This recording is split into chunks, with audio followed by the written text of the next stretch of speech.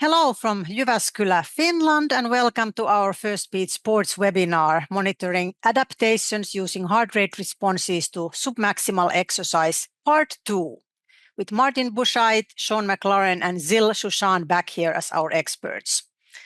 Most of you attended the session, the first part, 2 weeks ago, but if you missed it, be sure to check out the recording afterwards because it has a lot of really valuable background on the topic. I'm Tiina Hoffman, exercise physiologist at Firstbeat, and I'll just very shortly get things started here before letting the guys run the show today. This webinar will last 1 hour, and we will be recording it, and you'll get the recording in our thank you email afterwards. The Q&A box is open throughout the webinar, so you can write questions in there, and the guys actually will answer some of the questions already during the webinar, or they'll pick them up in the end if we have time.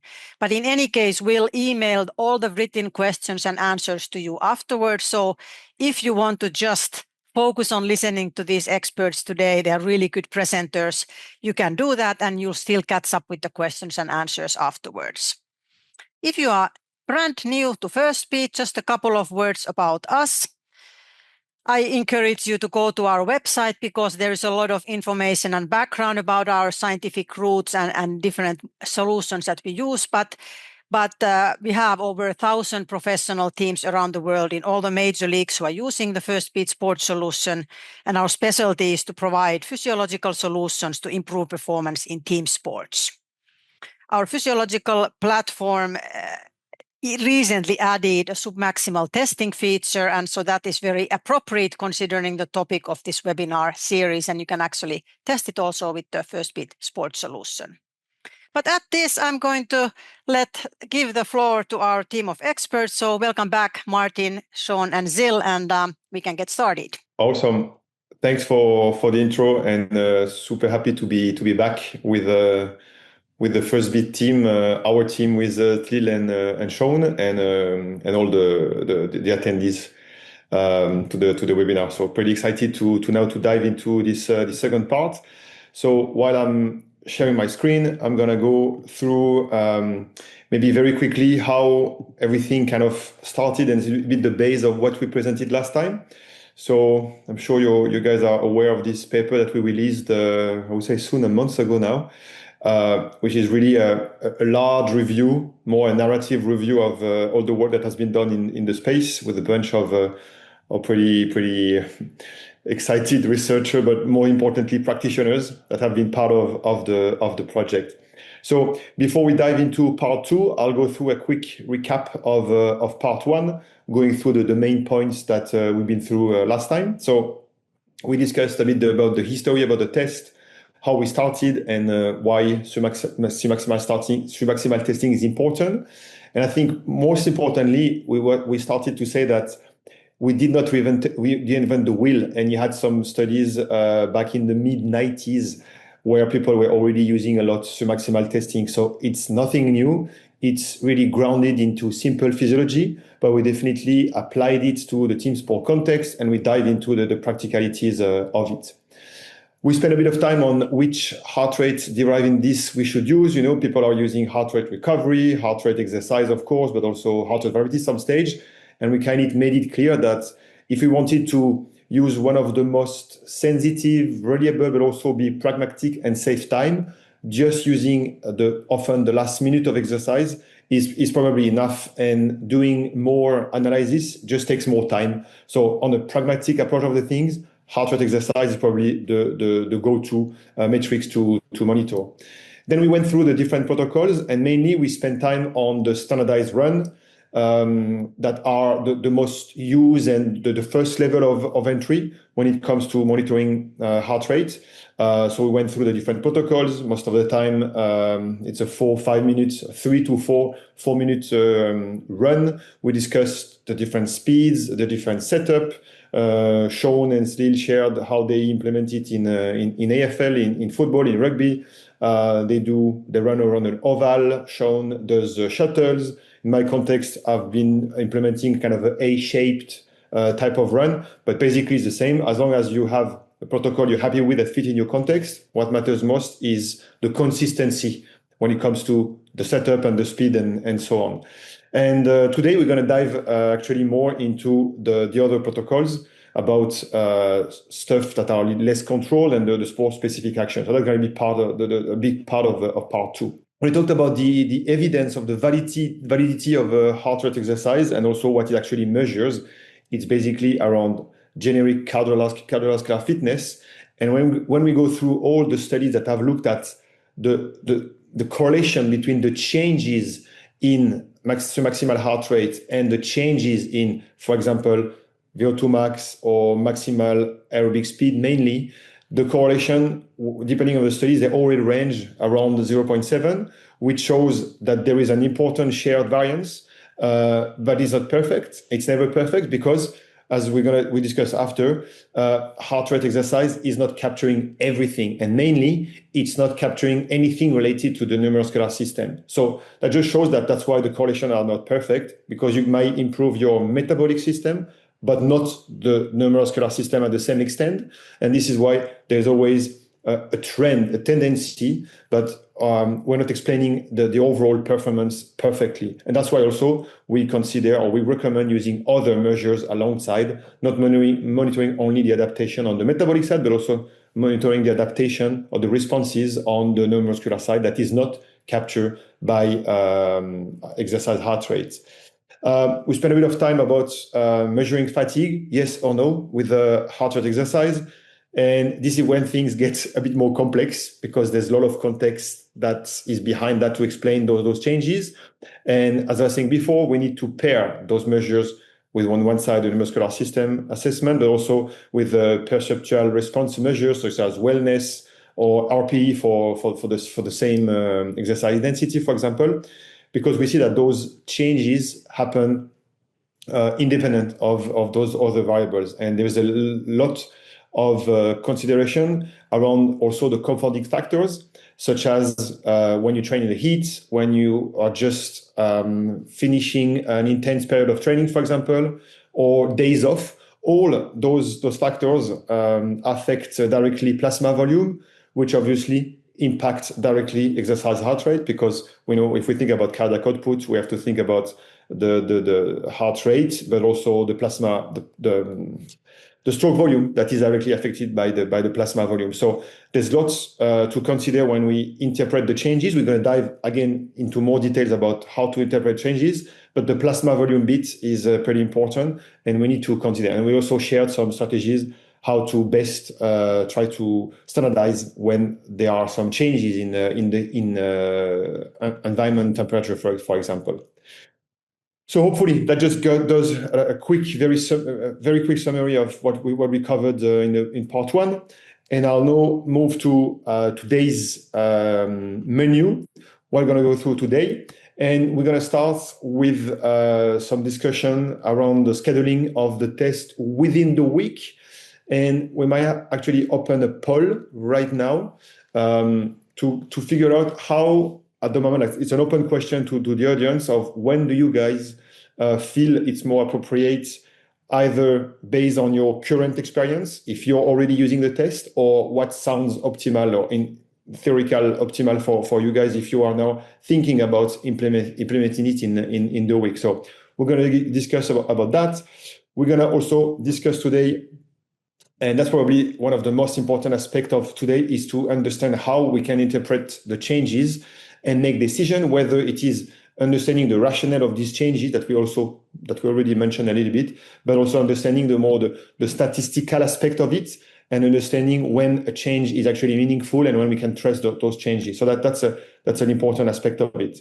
We're going to stress on the need to have also some concomitant absolute fitness measurement, because everything we measure with exercise heart rate is rather relative changes. So we're going to make the dissociation between that. And interestingly, we're going to finish off with some case studies at the team level, at the individual level, and then we'll move on to close the day to the more specific content and context with all the great work, especially that Tzlil has done more recently. Passing drills, control small-sided games, back in the stuff we were doing in PSG as well, and also the predictive model. So we get into that, and hopefully we'll manage to wrap everything up within the hour and also trying to answer a question along the chat, but also at the end if it's required. So let's go now, starting about the scheduling, and I'm going to hand over now to my colleagues. So I'm just going to mute myself and let you hand over and also maybe comment the poll so far. Yeah, so I'm just looking at the results of the poll here, Martin, and we've got almost 3/4 of people said that they would schedule a submaximal fitness test early in the week, match day +2 or match day -3. I guess that's, you think about that logically, you want to kind of clear any fatigue from the game and you want to do it potentially furthest away from the game as possible to not interfere with game preparation. We've also got probably about coming up to a third of people who said middle of the week, so match day -2 or -3. And we only had one person that said that they would do it match day -1, which to me, match day -1 would have always been something that, why would we do a test on match day -1? But actually, more recent thoughts I've had, I'm starting to think it might not be a bad idea, and we'll maybe have a look later in the webinar as to how you can secretly embed a submax on match day -1 and almost test players without knowing that they're being tested. But we've got a couple of rules, I guess, for recommendations for scheduling. I'll give an overview of what we think Rule 1 and Rule 2 are, and then I'll hand over to Tzlil about kind of the practicality. So the first kind of rule for scheduling a submaximal test within the microcycle is just be consistent.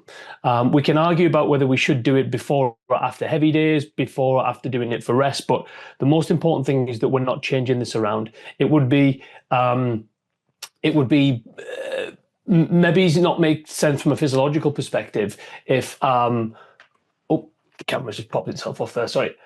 It would possibly not make sense from a physiological perspective if we scheduled it on 1 week, match day -2, and we did this in an evening training session or a late afternoon training session, and then the next week or the next test we were testing match day +2, and it was in the morning session. So we want to avoid anything that can influence heart rate other than the actual presence or absence of fitness and the state of cardio fitness, which is what we're trying to assess. So we're trying to mitigate fluctuations in load, we're trying to mitigate fluctuations in circadian rhythm and things like that as well. And that kind of leads on to Rule 2 as well, which is it makes sense to run a submax test after a couple of days of rest, and that totally negates the issue of load. So if we always run a submax test after a rest day or after 2 days of rest, then we're coming into that test in the same physiological state, in theory, every time.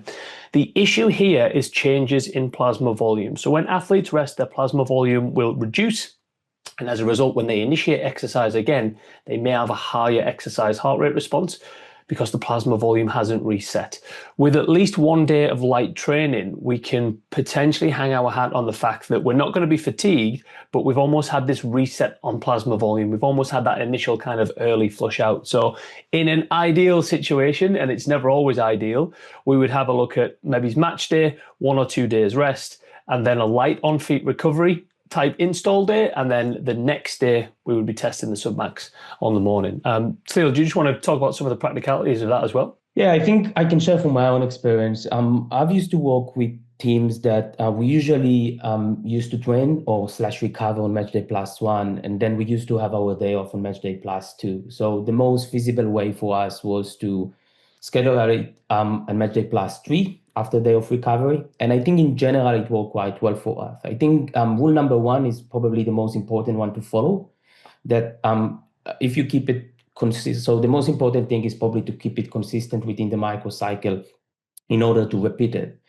And if it works in your context, that you can do it following 1 day of training, and probably after you come into the week and you do it afterwards, it might be even better. But first of all, rule number 1, and then you can think following up with what you can do with it. Maybe I'll comment on my views of having it on the -3 in the context of football. Is that, as Shaun was going through, for me it's important that we have some activity the day before, especially working with the top elite clubs.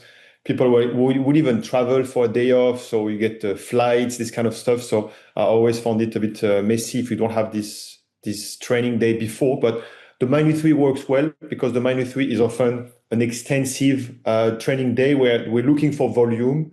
So adding 800 meters or 1 kilometer of running on that day works with the topic, the orientation of the day, rather than +3, -4 is often more intensive, small spaces, accel decels. So I would struggle more to sell that as a warm-up as a coach on an intensive rather than an extensive day. But that's another angle to answer. But again, back to rule one as the most important. All right, so I'll accelerate to the next slide about now talking about error of measurement.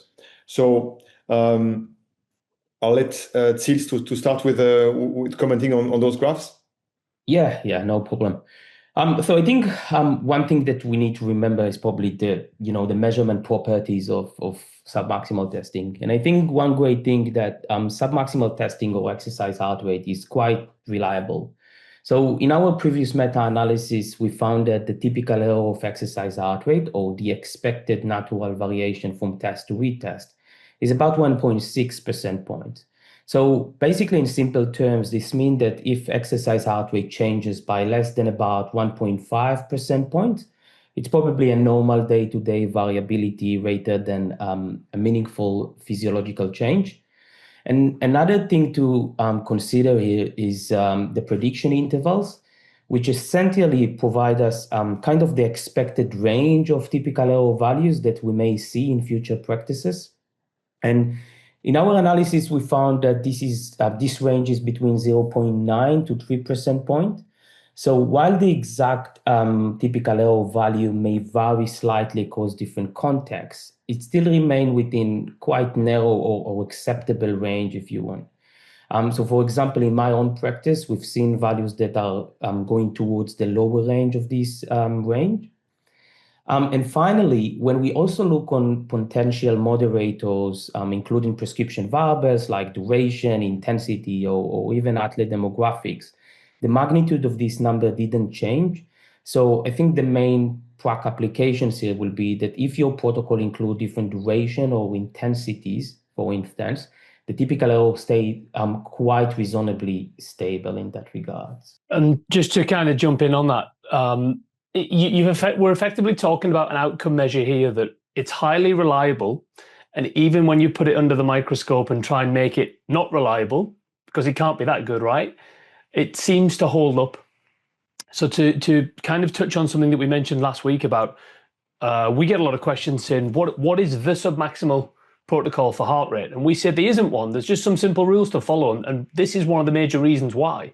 Because as long as, for example, your exercise intensity produces a heart rate between 70 and 90%, it doesn't really matter where you fluctuate. Because if you, for example, change exercise intensity by give or take 5 percentage points, the reliability of the test only changes by 0.01 or even less.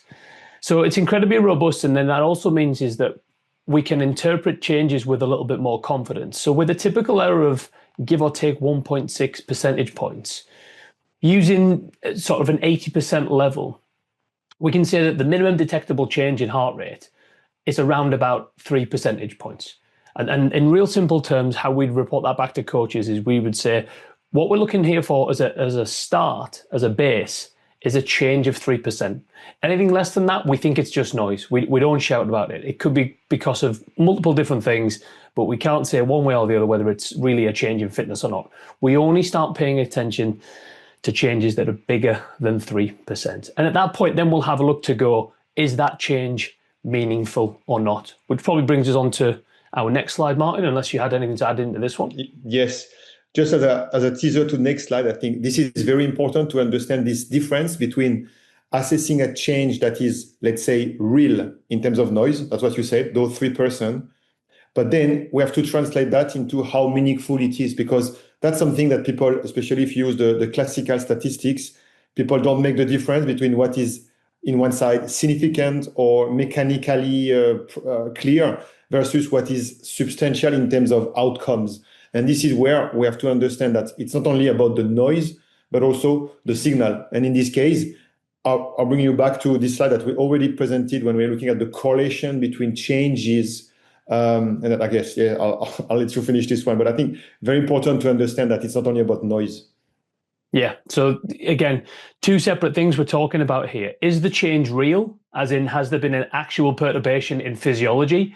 And then a separate question is the real change actually meaningful in practice or what we see on the pitch and when we're working with athletes?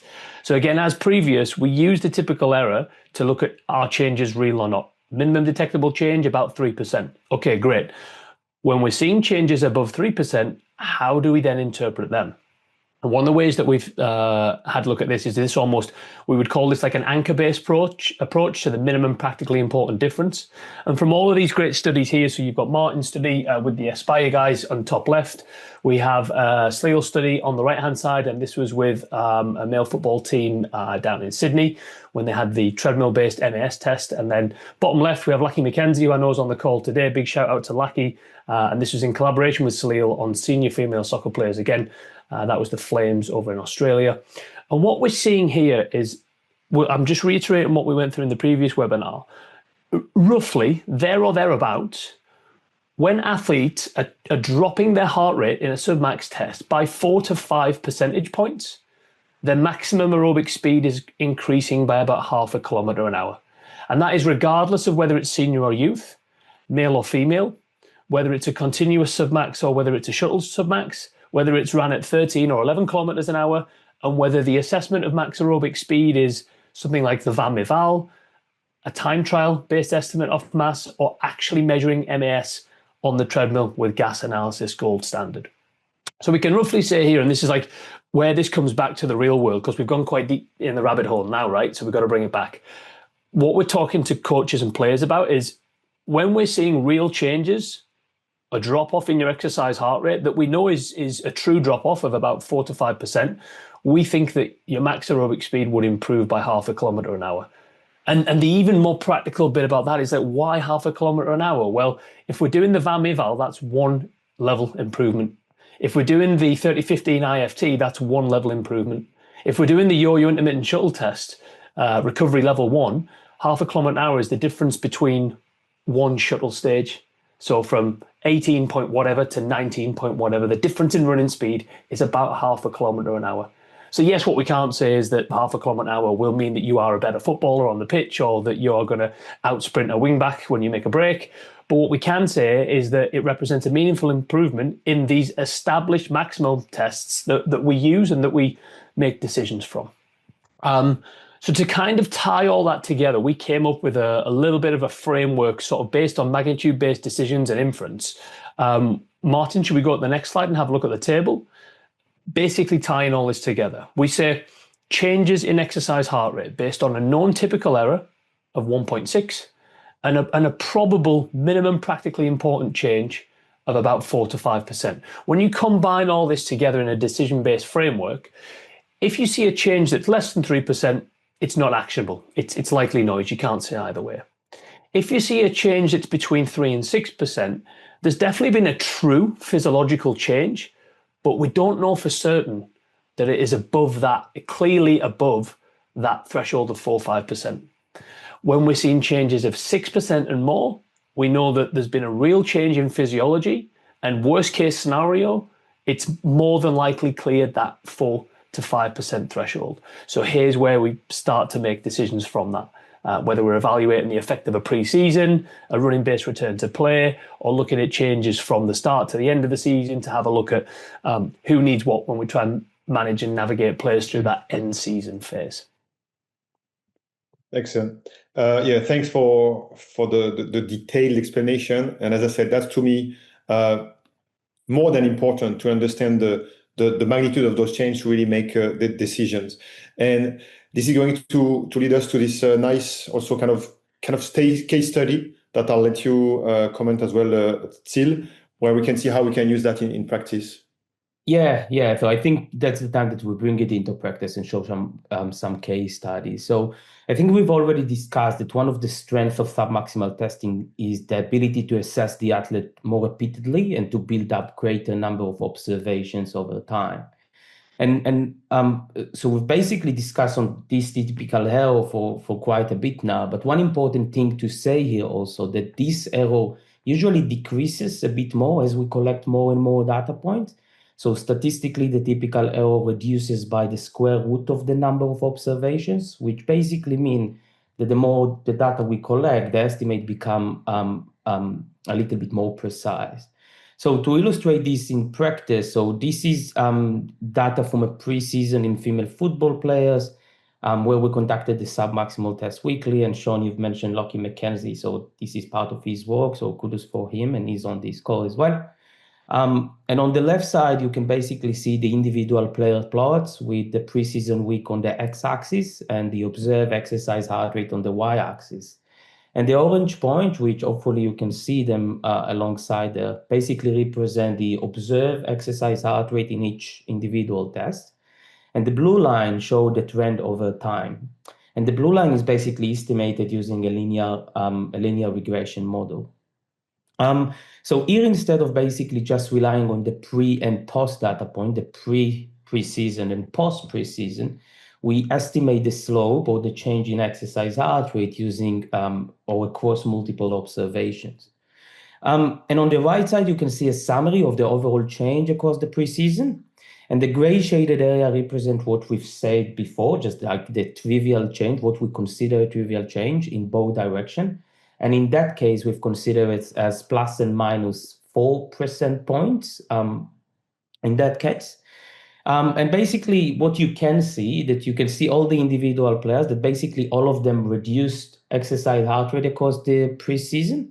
But another thing that you can see that some of them, like player 19, for example, showed a larger decrease compared to player 13 or player 7.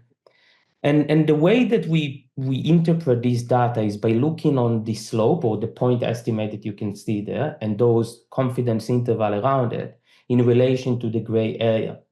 And if it falls outside or mostly outside that zone, this is where we might interpret this as meaningful changes across the training phase. So again, this is one example of how we can use utilize repeated measures to inform decision making. And I think another important point to consider here is that because we do the tests weekly, we can have more kind of real-time decision making that we can reflect on and see how it goes across the preseason and whether we need to change anything for those players that are not showing the trends that we expect to see. I think just to chip in a little bit on that one, Tzlil, if you don't mind. First of all, kudos to Lockie and yourself, because I'm looking at this and I'm like, great, no one got worse and most people got better. And that's what you want, right? That's the proof in the pudding.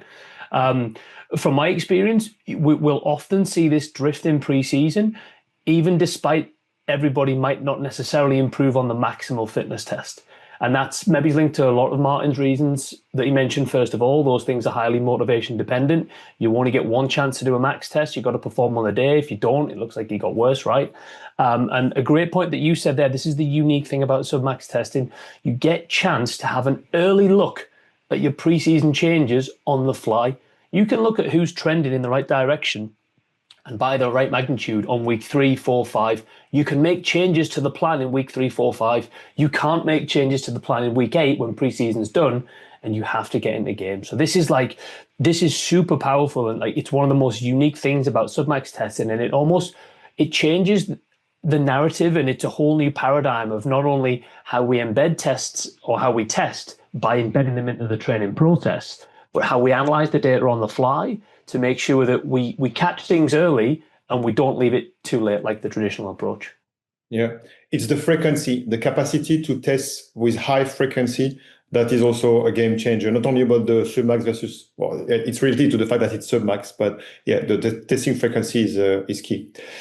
All right, so I'm going to try to take you now through probably not the most important, because a lot of the figures of the paper are important, but it's kind of really bringing everything together about, again, understanding those changes. So as you can see, there's a big column about context, because the context matters more than anything as often, and is really going to help us to understand whether the implications are actually positive, beneficial, or negative on that side. So let's start with how to interpret increases in heart rate. And I'm making sure now that we only discuss changes that are above this 6% threshold, so that we're only discussing those clear and substantial changes. So what happens, or how can we interpret a positive or whether it's a negative change based on those changes. So substantial increase in heart rate in the context of more a long-term, so there's a trend, exactly as we were just looking at seeing on the previous slide, there's a trend of a positive increase in heart rate. The subjective scores are normal, the chronic load is normal. That's definitely likely a decrease in fitness. So that would be the first way to interpret that. But now, what happened if we also see an increase in heart rate, but in this case, we see a worsening of subjective scores, and this is just following a high acute training load? This is definitely possible. What is really possible is that we have an acute fatigue state. So in this case, it's likely that the neuromuscular system is tired, so you get a worsening in running economy, and for that reason, heart rate increases. So again, as you see, on both cases, we have an increase in heart rate, but for different reasons, we can now start to interpret and think about the outcomes. On one side, with a stable chronic load and normal subjective score is definitely a metabolic negative response, while on the second aspect, it's more a neuromuscular, let's say, issue that fatigue develops. Now, in this case, if we have a spike, just 1 week, just an acute spike in heart rate, that is still substantial, but we have normal subjective score, the player was wasted the day before, dehydrated or had caffeine, you get the idea. It's probably not a proper trend, and it's likely related to probably changes in plasma volume or the effect of caffeine, this kind of stuff that creates an acute, a transient increase in heart rate, while this is unlikely to be reflecting a proper substantial change in fitness. So that will probably something we will need to retest to confirm the trend before we get to make a proper decision. So we'll have exactly the same, let's say, approach in the blue, in the case. Now to the second last boxes, when there's a drop, long-term drops, as we were seeing before with the case of the preseason, normal subjective scores, stable chronic load. This is definitely what we are all looking for. That's a proper increased cardiovascular fitness in a normal context. So the blue boxes are what we're all looking for in a preseason context, for example. Now, and also we discussed that a little bit. We were kind of also discussing a study from Jan Lemmer, where we can also see long-term trends of decreased heart rate. But in the case, in this time of a worsening subjective scores, high chronic load, in this case, we have actually an opposite response. And that might be actually reflective of an overreaching and chronic fatigue. So again, same trends, a proper, clear, substantial decreases of heart rate, but in one side, blue box reflecting increased fitness, pink box that is related to worsening of subjective scores, likely chronic fatigue. So hopefully, with this decision tree, you can now start to have an understanding of how to best interpret the changes. But as you see, without the context, we don't go very far, and it's very easy to actually make the wrong decision. So the context, as always, matters a lot. I think now it's time to transition to case studies, and maybe I'll let Shaun comment on this nice Indian case study from our collaboration with Stefan Altman and the guys in Germany. Yeah, it's a pleasure to present this figure here. Stefan was part of our larger paper, and this is two separate pieces of research that the guys did. On the left-hand side, what you're seeing is professional German footballers that range from the Bundesliga to the German 4th division. There was over 225 tests here where a submaximal fitness test was performed on the same day as a treadmill-based lactate test. On the right-hand side, you're seeing the exact research design, but that was in youth German footballers, and there was 170 test comparisons here. So in terms of how many times there was a test performed where a submax was done and then a treadmill test was done to determine lactate threshold, we're looking at over 500 tests here. So there's some pretty good proof in the pudding.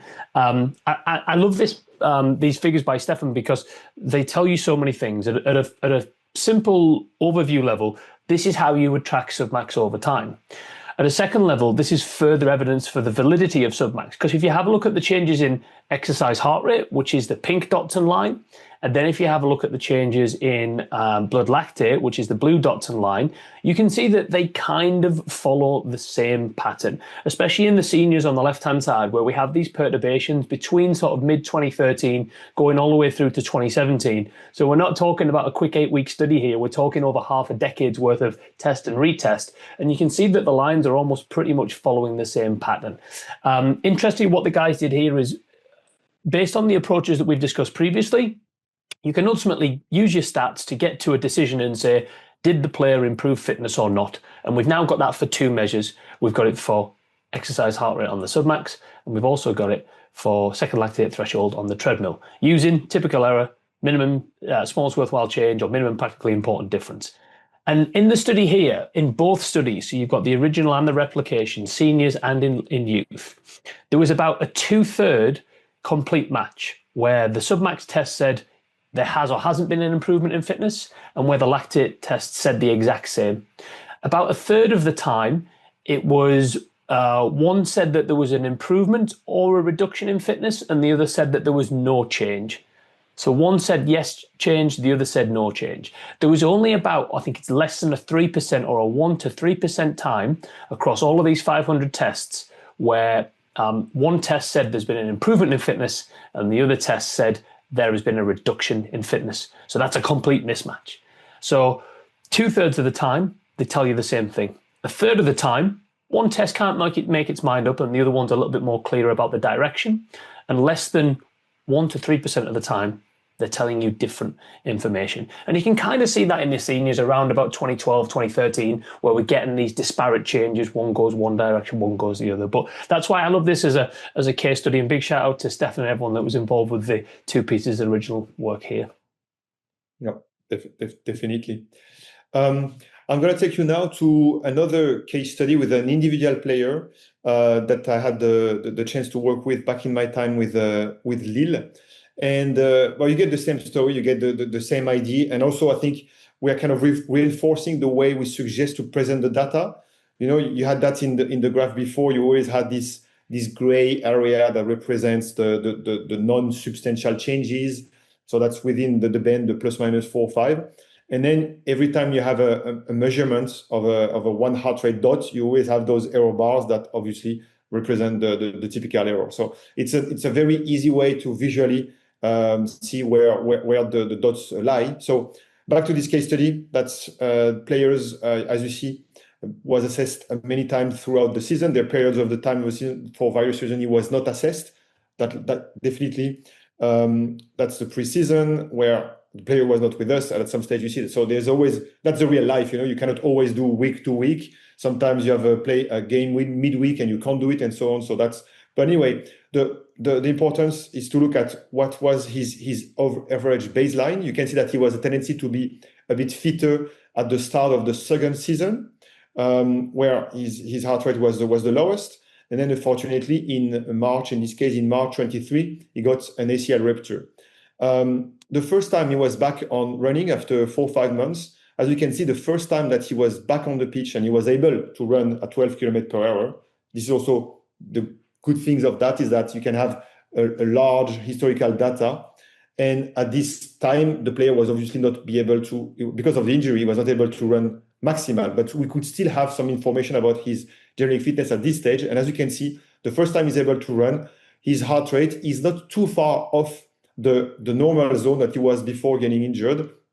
And then you see how week after week, with the return to the field and the return to the sport specific phase, he progressively, continuously improved his fitness and ended up, as the moment he returned to compete, to have very, very low heart rates, which were close to the best time of his short career with us, when he was super fit at the end of the preseason. So that's an example of how quickly we can test in the rehab stage. We don't have to wait for the player to be able to run maximally, and also how we can track the improvement. And of note as well, that's also part of this figure, you can see that where the player was expected to be, if we look at the literature data, where it's kind of a bit of a complex analysis of the back of that, but we were looking at the detraining the normal detraining trend when it comes to changes in VO2 max that we translated into maximal peak speed and then translating into changes in heart rate based on the figure we saw before. But I would say you can expect up to an increase by about 10% in heart rate after an ACL based on the literature response to a submax. And in this case, the player had only 3-4% worsening in his heart rate at submax, showing as well that we probably have done a good job with all the off-field and more indoor type of cycling exercise, which is also something that we can also monitor when we're talking about using mainly runs outside. But of course, we could have also presented the submax response to the bike that he's been doing throughout the rehab, but that's for another day as well. So I think now it's important that we transition to what we call the V2 and the V3 aspect of using a submax heart rate, using, in this case, different types of less standardized but more sport-specific drills. And that's where Tzlil has done a great work. So I'll let him explain us a little bit on the topic. Cool. Thanks, Martin. So yeah, as Martin says, so here we're now shifting a bit more and looking on V2 and V3 approaching, and this is using intermittent variable submaximal protocols that are actually embedded or to the actual or to the main training session. So in this study, what we wanted to do is basically to explore whether we could obtain similar insight for monitoring player doing controlled submaximal protocol compared to a more standardized sport-specific drill. And in this case, it was kind of a Y-shaped passing drill. So basically here we ran both protocols within the same training session over a 12-week period, which gave us an opportunity to complete 2 protocols on 8 different occasions. And just to give a quick overview how it works in practice. So we had roughly 15 minutes from the beginning of the session, which included a short warm-up with the players, then a 3-minute submaximal shuttle run, and that's the setup that you can see on the left side of the slide. Then we had a few minutes for water or recovery, and this basically followed by the passing drill, which you can see on the right side of the slide. And if you look at the bottom, the blue lines represent the speed, and you can see how it stays fairly consistent throughout the shuttle run test, but fluctuates much more during the passing drill. And the pink lines show the heart rate responses in both protocols. Unless you have something to add here, Martin, or Shaun, if you want to release the poll now before the results, I don't know what will be the best. What do you think will be the best option? I'll do that. Yeah, if you can carry on, and I'll get that poll released. Okay, so Martin will go next slide. Is that okay? Okay. So this is quite busy slide. So let's focus on the most important finding, and I'll try to do my best here. So the first thing that we found is a fairly large relationship between the observed exercise heart rate responses from the shuttle run test and the passing drill. And this was around 0.6 out of 0.6. And you can see it on panel A in the figure.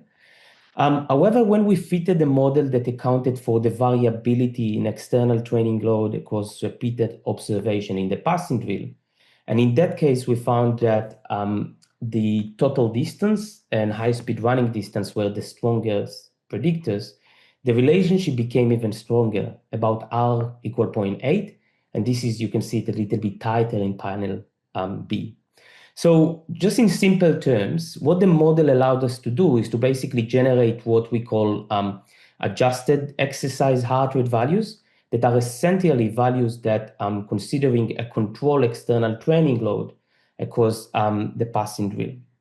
And when we compare these adjusted exercise heart rate responses to the observed values in the shuttle run test, the relationship was meaningfully stronger.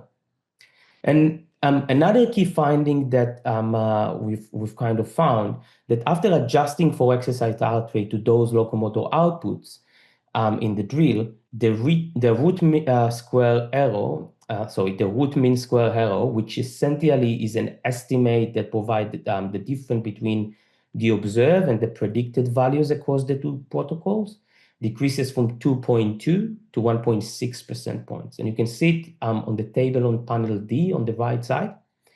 So as you might remember, 1.6 percentage point is the typical error of exercise heart rate when comparing between two identical submaximal tests.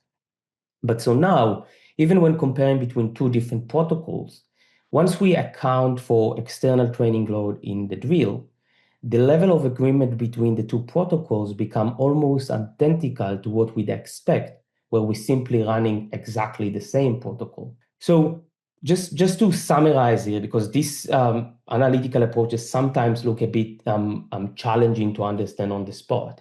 But basically, this finding promotes the idea that when we collect adequate number of repeated measures from a generic protocol, like the shuttle run test, and a sport-specific protocol like the Y-shaped passing drill, we can later predict heart rate responses of one simply by conducting the other.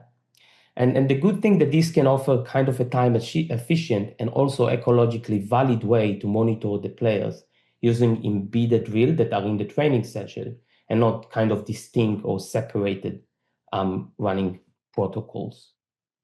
I think one of the cool things about this is by increasing the feasibility of the test and being able to do it and it not look, sound, or feel like a test, we're more likely to slip it in. And then almost like you're scheduling issues of, I mentioned a point earlier of like, why would you ever test someone on match day -1? And then when you think about it from like preparing players for the game and when we should ideally test a submax, we should have a bit of training under our belt. We shouldn't be fatigued. We should be quite fresh and ready to go. When does that happen in the microcycle? It's match day -1. That's what you gear up for. You've got all your loading in early in the week. You should be tapering and trying to be fresh for match day. Match day -1 might be the perfect time physiologically to run a submax.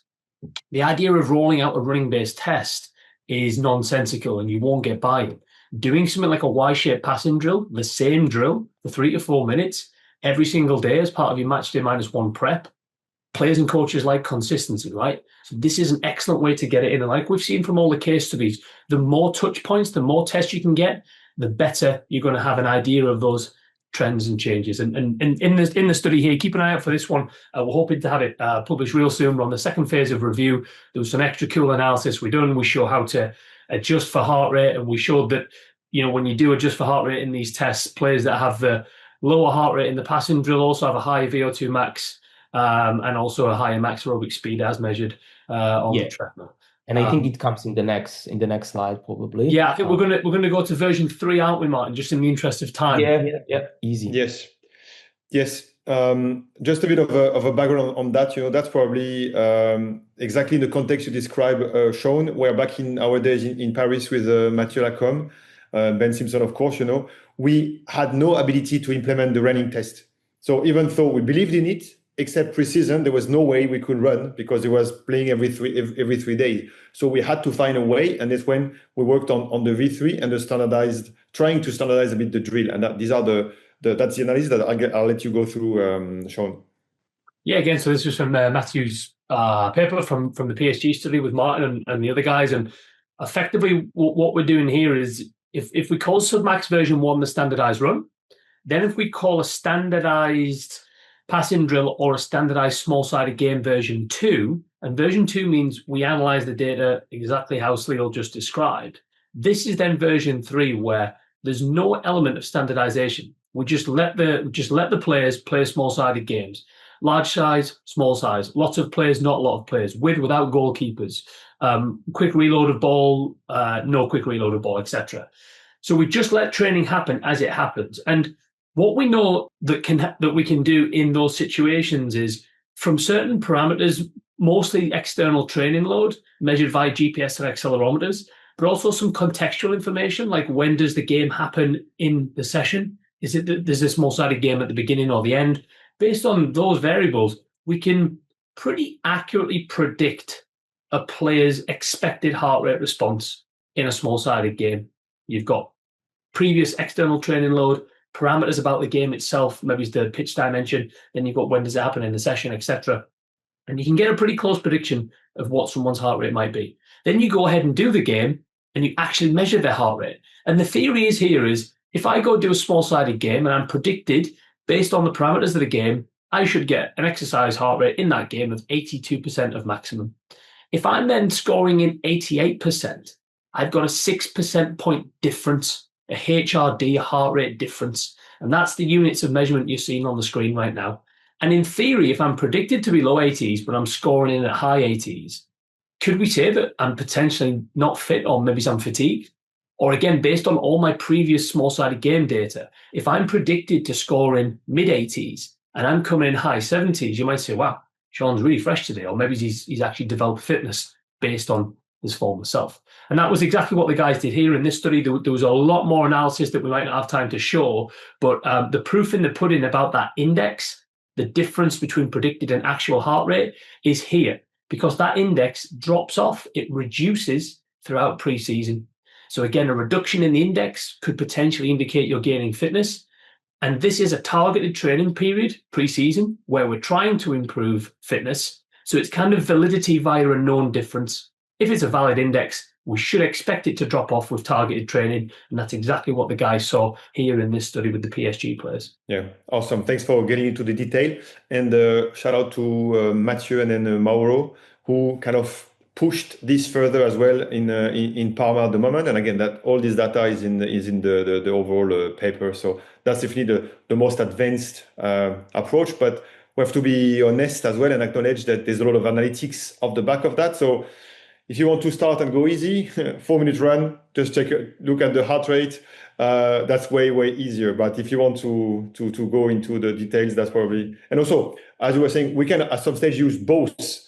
And again, that's another level that we won't have time to go into the detail today, because of course what we're talking about now, those V3 are more specific, so they capture probably another level of the fitness of the players, while generic runs are probably more generic cardiovascular fitness and so on. And that was the concept we went through the paper.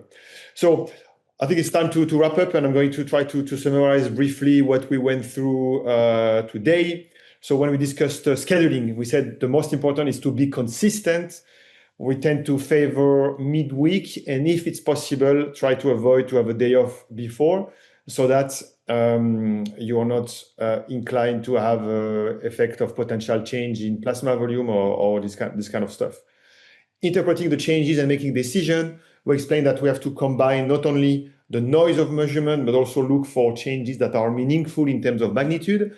And this is why looking for change that at least greater than 5 to 6% is probably required, so that we're capturing something that is really meaningful. Why do we need to also look at absolute fitness measurements? That was a bit the example when we went through the study with Stefan Altmann and the German players, where if we were just look at changes in heart rate, we could also say that in a relative way, at some stage, player got fitter or less fit, but we don't know where they started from. While if we now have an ENSURE, which is a lactate test or a maximal test, we have an absolute value. And then we can, from this ENSURE, say, okay, from this lactate, this submaximal or this V4 running speed at 12 or 14, from that, the player is increasing his fitness or is dropping fitness. So we need this to enter at some stage so that we can complement Submax. But at least we need once at the start of the season, and then everything can be relative with heart rate. Case studies, I think that really shows how individual the response is. When you look at the study that's still presented, you see those lines during preseason. Every single regression line has a different slope because every player adapts differently. And that's obviously the beauty of it, is that we can individualize our assessment of the responses. And we finished off by discussing the submaximal assessment translated into more specific. That was the standardized drill, what we call the V2, standardized passing drill, these kind of things. And the V3 is taking what we can, but having a way more depth into the analytics, so that we can control for more variables that can affect the heart rate response, whether it's a locomotor load, but also the time in the session and these kind of things. So as I said, it's completely invisible, but requires more analytics. And I think that's it. That's it for today. So I hope we we managed to debunk a little bit and to go into all the complexity of the paper. And hopefully this has been helpful for the listeners. And we have maybe a few minutes. If there's a few burning questions, let's try to answer them then. Couple of questions, definitely time if you, Shaun and Tzlil and Martin, if you want to pick some out from there. Well, we've had 4 this time. We were inundated last time, and there was smoke coming off my keyboard, and same for Tzlil. All the questions are going to get circulated, and if there is a way, possibly if anyone has questions after the fact, we'd love to hear from you. If not through Firstbeat, then just get in touch with us on LinkedIn, because again, we love this stuff and kind of brainstorming it and helping people. Thomas said, could the higher heart rate at the beginning of a season be explained by higher temperatures? Potentially. We discussed this in part 1, and from the work Martin and Tzlil have done, we're looking at about for every 1 degree increase in temperature in Celsius, it's also associated with about a 1 percentage point increase in heart rate. So the short answer is, unless you're going from extreme temperatures, and Martin gave a cool example from Miami to Paris, where there was about a 20 to 25 degree swing, potentially not.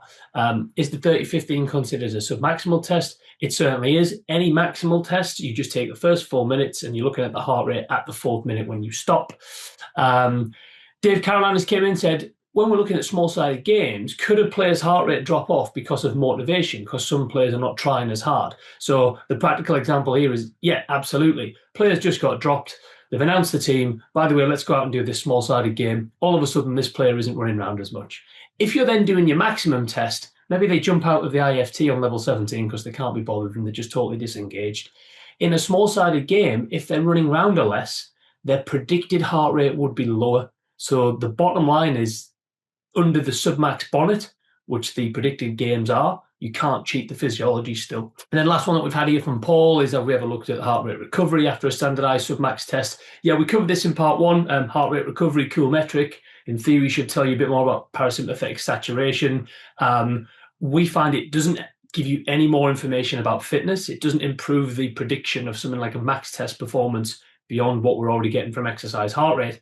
And based on everything we've now discussed in part 2, your goal of a submax is to make players and coaches not aware that you're even testing them at all. So to have them stand still for 1 or 2 minutes in the middle of a session, like a warm-up, it's potentially counterintuitive. You can do it. You might get some cool information from it. We prefer the practical approach. Very well said. I think there is only one more question very quickly. I think about the 30-15 and the 4 minutes. So I think it's quite important to differentiate between looking for cardiovascular status or physiology trends versus profiling for prescription.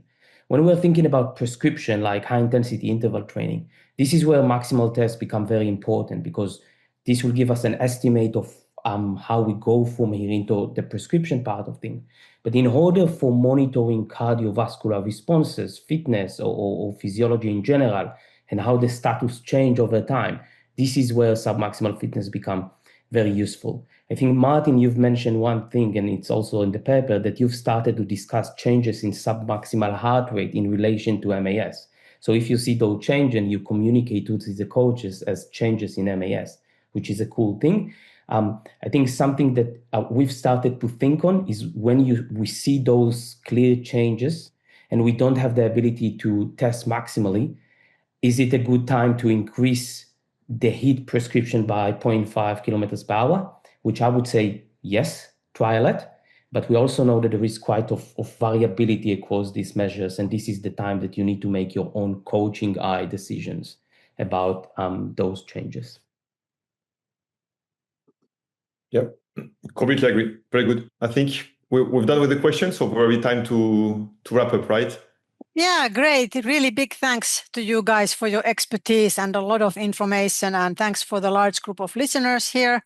You'll get the email from us with the recording and also some of the questions and answers. And if you don't have the recording yet from the previous session and would like to listen to it, which is definitely a good idea, so then just reach out to us and we'll make sure you have access to the recording from the first session as well.